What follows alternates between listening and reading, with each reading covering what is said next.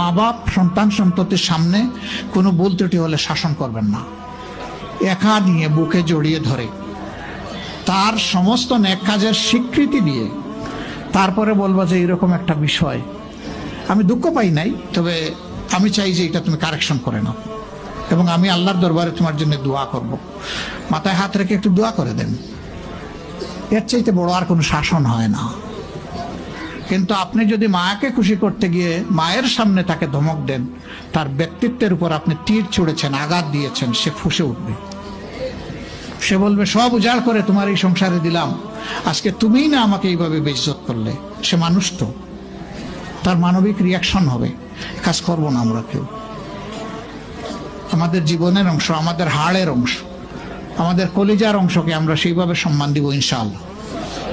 আমরা ভালোবাসবো সে আমার স্ত্রী, আমরা শ্রদ্ধা করবো সে আমার সন্তানের মা।